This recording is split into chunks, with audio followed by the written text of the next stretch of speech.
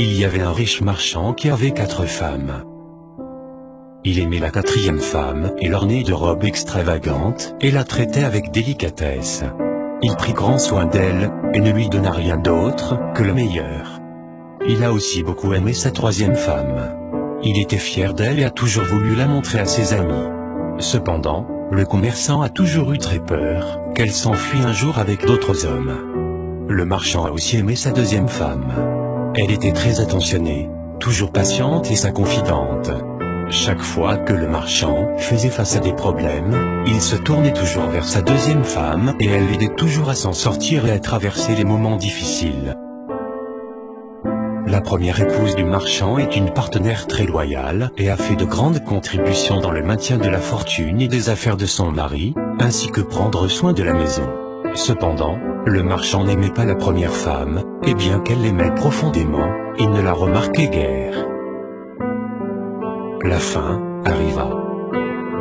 Un jour, le marchand est tombé malade. Peu de temps après, il savait qu'il allait bientôt mourir.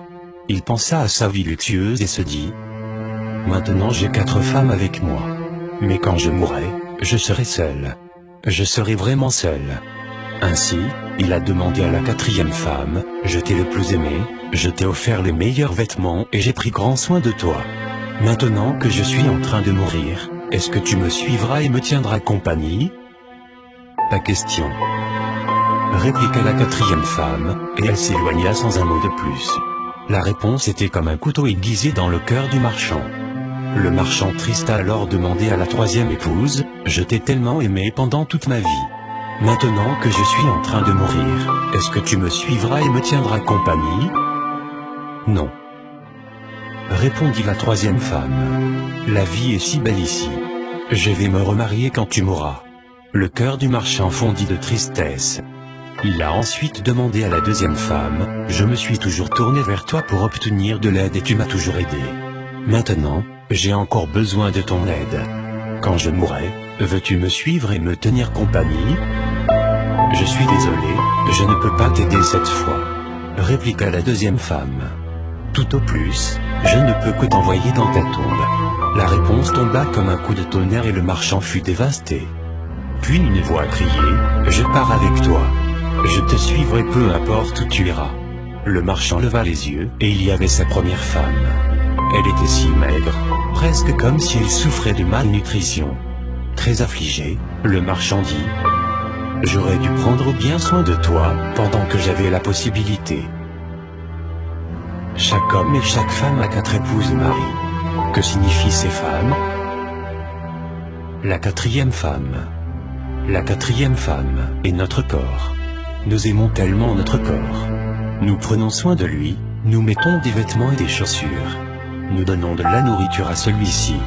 Nous en prenons soin comme la 4e épouse de cette histoire. Mais malheureusement, à la fin de notre vie, le corps ne peut pas nous suivre dans l'autre monde. La 3e femme. Notre 3e épouse. Nos possessions, statut et richesses. Quand nous mourrons, ils vont tous aux autres. La seconde femme. La 2e épouse est notre famille et nos amis. Peu importe à quel point ils étaient là pour nous quand nous sommes en vie, le plus loin qu'ils puissent rester près de nous est jusqu'à notre tombe.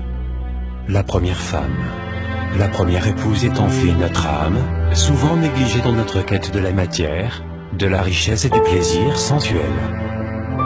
Une histoire à nous faire méditer sur nos priorités, une invitation à nourrir son âme avant son corps, de vivre toujours avec l'idée que nous serons seuls après notre mort, et que malgré les richesses que nous aurons accumulées, l'important est d'avoir une belle existence, d'avoir laissé une bonne trace, une leçon de vie.